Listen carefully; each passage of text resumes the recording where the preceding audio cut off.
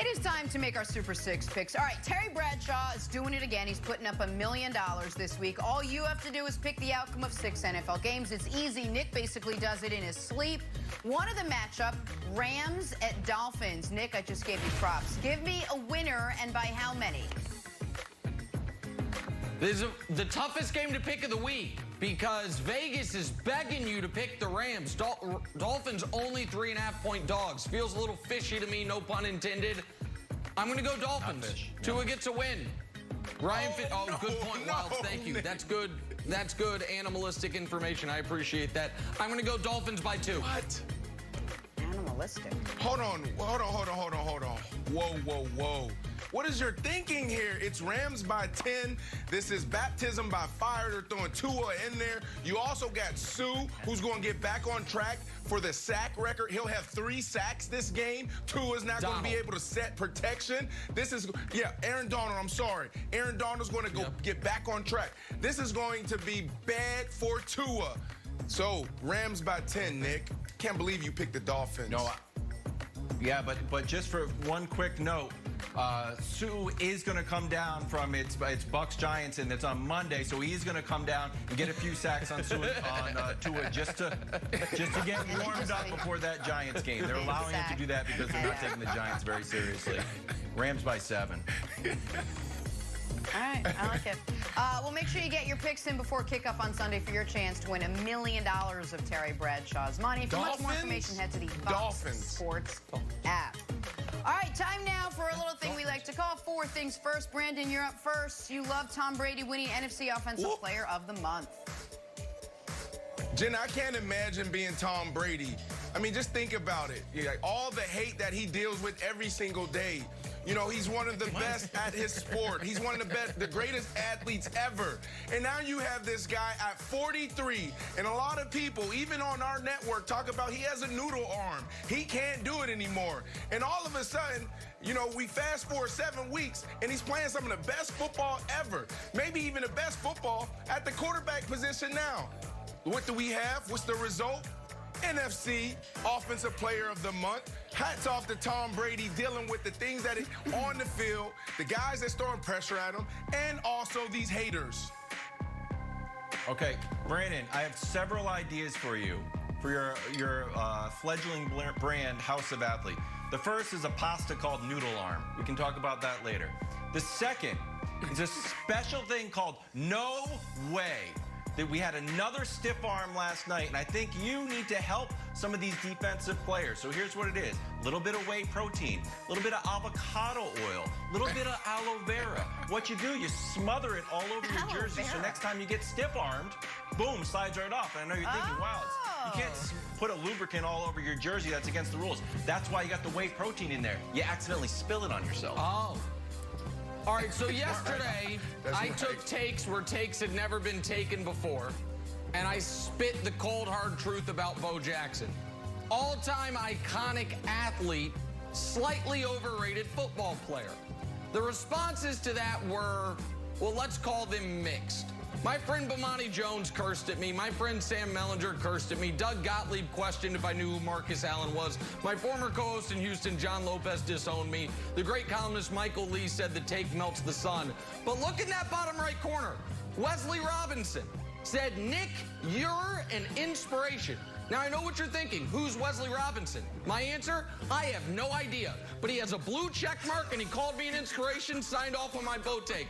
Thank you, Wesley. Probably Nick's brother. I think that's Nick's brother. Hey, guys, you know, I've been down on Dez. I wasn't sure if he would be able to really make an NFL comeback. And then I saw this video yesterday. It's Dez Bryant on a crowded field with a defender, you know, closing in about 50 yards away, making what has to be easily a 2-yard, maybe just a curl route, catching the ball with one hand. And I was like, maybe we've been sleeping on Dez Bryant.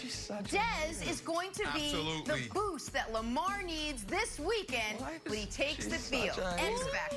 Dez Bryant. No, she's not, Nick. She's trying to be funny. Let us move on now. The Patriots heading to Buffalo on Sunday. It was a nice catch by Dez Bryant. Can't believe I'm saying this, but a loss, and the Patriots, winners of basically everything the last 20 years, would fall to 2-5. Pats need a big game out of Cam Newton. He's got 0 touchdowns and 5 picks in his last 2 starts. And now he's going to be without Hall of Famer Julian Edelman, sidelined after having a knee procedure. So here's Cam Newton on what's on the line on Sunday.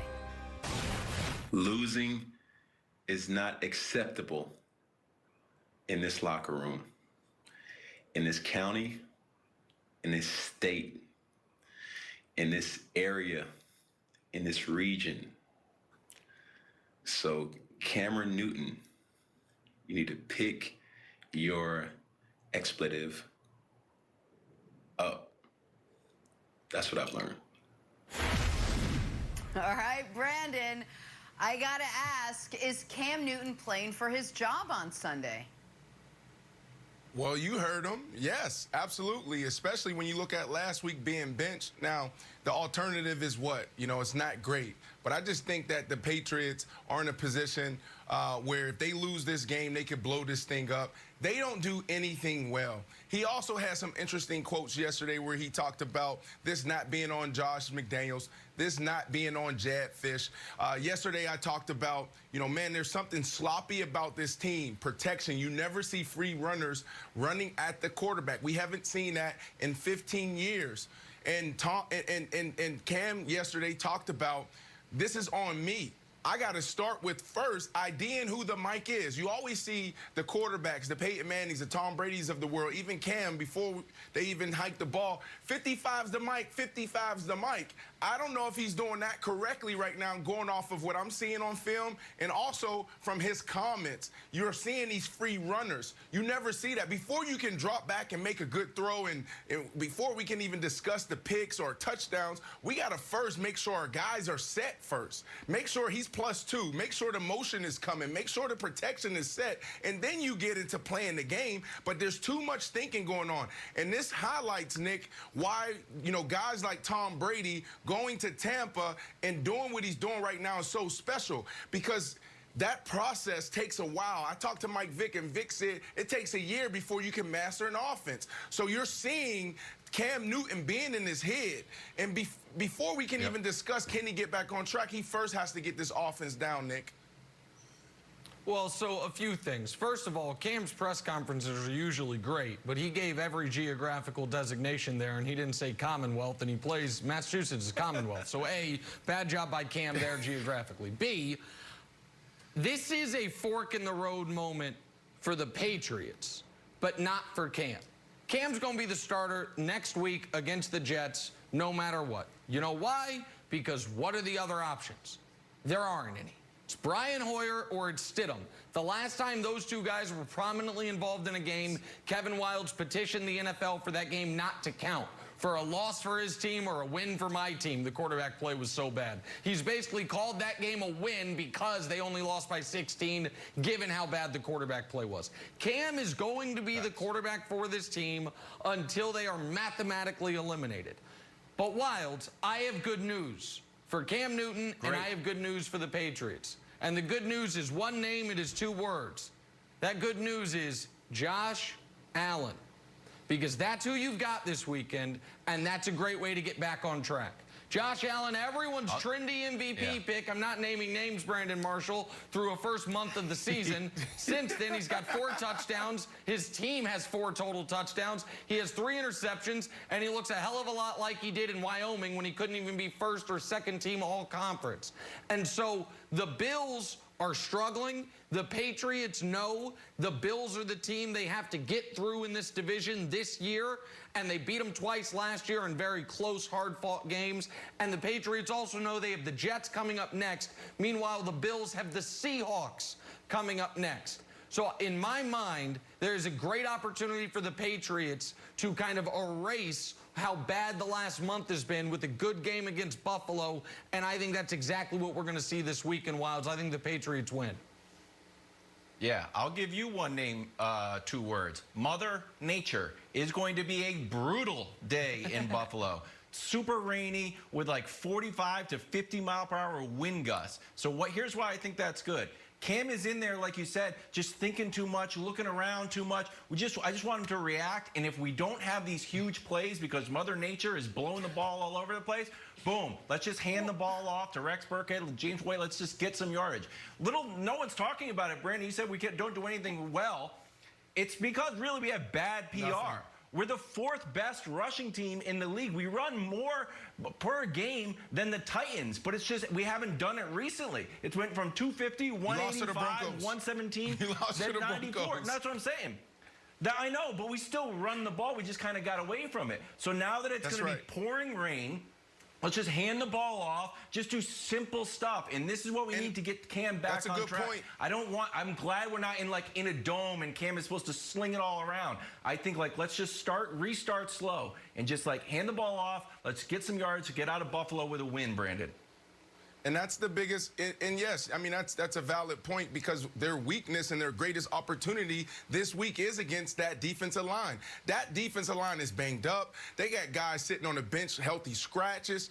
This is the biggest opportunity. If they can get back to the run, it could possibly open back up that play action pass that they did so well week 1, week 2 of this season. All right, well, earlier this week, remember we discussed the possibility of the Patriots trading Defensive Player of the Year, Stephon Gilmore. Now there's a report that says New England is actually open to trade talks on almost anyone before Tuesday's deadline. So, Brandon, should the Patriots just, I mean, for lack of a better term, clean house if they lose to the Bills Sunday and fall to 2-5?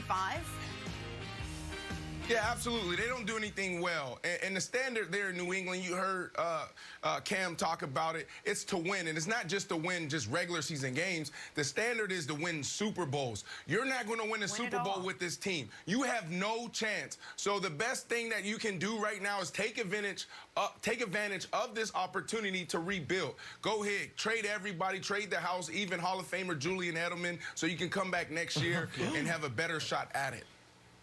And build around Cam? I don't know if Edelman right now would even fetch a conditional 7th rounder. So I don't know how much that helps you rebuild the house. But listen. Okay. The Patriots are going to win Sunday. They're going to be a game and a half out of first. And so they're not going to trade anybody. If I'm wrong and they lose, then I do think Stephon Gilmore is a guy you would shop. But Jenna, I don't, this report rings a little hollow to me because I think the Patriots are always listening to any offer because Belichick is very good about value and good about saying, if you want to overpay for something I have, I'll let you do it. So I think that you could have run this report at any trade deadline in the last 20 years. He's always listening. Doesn't mean he's acting. All right, let's take a turn. Talk some Cleveland Browns now. Can Baker Mayfield get Cleveland a win without Odell? We'll break it down next. First things first, I know the answer, but you'll know it soon.